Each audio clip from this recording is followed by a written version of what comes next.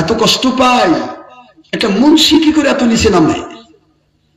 আল্লাহর ঘর মসজিদে ভিডিও করতেছে, কি আশ্চর্য! কি! আর বাংলাদেশের প্রধানমন্ত্রীর মতো একজন ব্যক্তি দীর্ঘদিন লন্ডনে থাকে আসলেন, সেই ব্যক্তি আমার মালিকের দয়া, দেখেন তার পিছে কিছু যারা থাকে সবাই ভিডিওওয়ালা, ছবি আলা না, ছবির পক্ষে। তার পক্ষে সাথে যেগুলো মুন্সিগুলো থাকে ওগুলো তো ছবির পক্ষে। আমি স্বপ্নে দেখতেছি একদিন আমার কাছে উনি আসছেন দোয়া নেওয়ার জন্য। তো আমি বলছি, আমাকে বলছে হুজুর কিভাবে, মানে কি করবো? আমি তো বাবা আপনার সবচেয়ে বড় একটা বিপদ হলো যে এলাকায় ছবি থাকে ওই এলাকায় রহমতের ফেরেশতা যায় না। এটা বুখারীর ইবারত, লা ইয়াদখুলুল মালায়েকাতু বাইতান ফীহি কালবিন ওয়া সূরাতিন। তো বাবা আমি একটা অনুরোধ করবো, আপনার আব্বার আর আম্মার যে ছবিটা দেওয়ার নিয়ম ছিল ওটা বাদ দেন, দিয়ে কলেমা দিয়ে দেন। এখন রুহানি হালত তো আলাদা, মালিক জানে ভালো। তার পিছনে যারা থাকে তারা তো কেউ ছবির বিরোধী না, কিন্তু আইনটা কিন্তু আমারটাই লাগাইছে।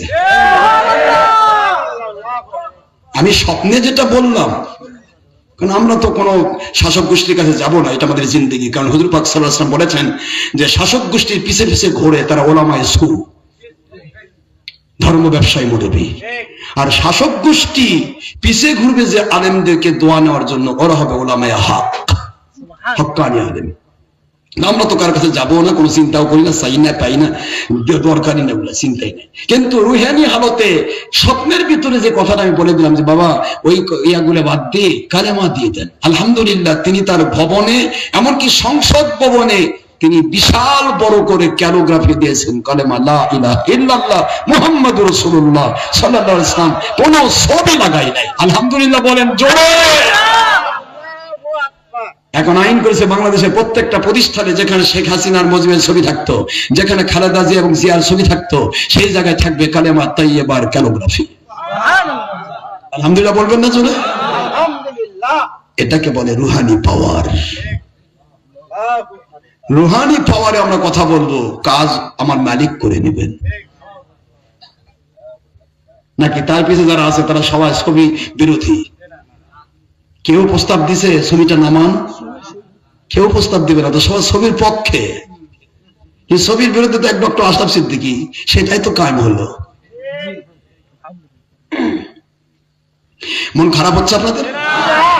যাই হোক, আল্লাহ পাক আমাদের বোঝার তৌফিক দিন। আমি আর ওয়াজ না করি, বেড়ে যাচ্ছে। তো এখানে যেটা বললাম, জান্নাতের বাগানে বসায় কে? আল্লাহ জান্নাতের বাগানে বসায়। মসজিদ আল্লাহর ঘরে ছবিরও চলে না বাবা, মসজিদ আল্লাহর ঘর, এখানে ছবিরও চলে না।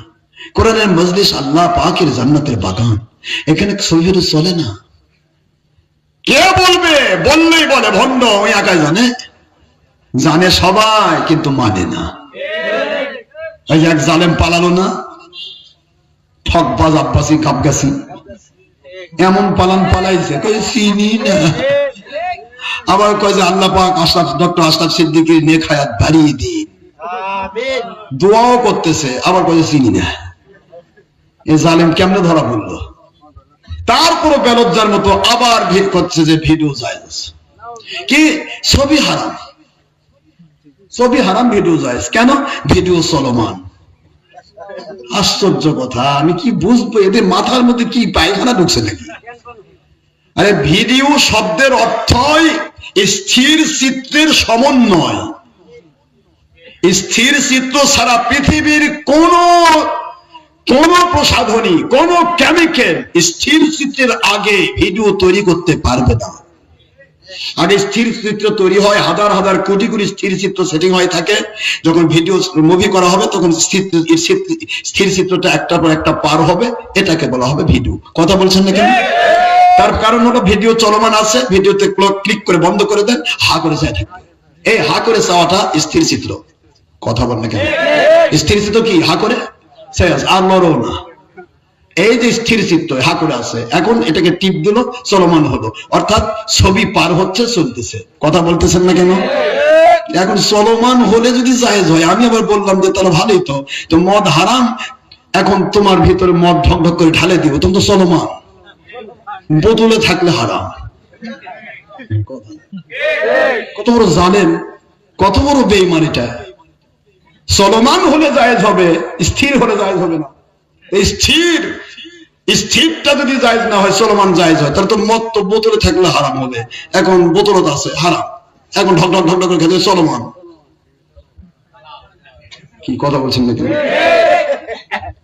পায়খানা পড়ে আছে, কেউ পায়খানা করে রাখছে, পড়ে আছে, স্থির হারাম। এবার ওখান থেকে লাঠির বাড়িতে ওর গাওয়াত মাকে দেন, চলমান। জালেম কি কয়? লজ্জা আছে? ইদা ফাতাকাল হায়া ফাফাল মা সেতা, যারা হায়া শেষ হয়ে যায় সে সব বলতে পারে। এসব জালেম, নফসের গোলাম। এই নফসের গোলামদেরকে অনুসরণ যে করবে সেও হবে জালেম। ও জালেম আর কিচ্ছু বুঝবে না, ওর চোখ মুখ বন্ধ হয়ে যাবে পায়খানা দিয়ে।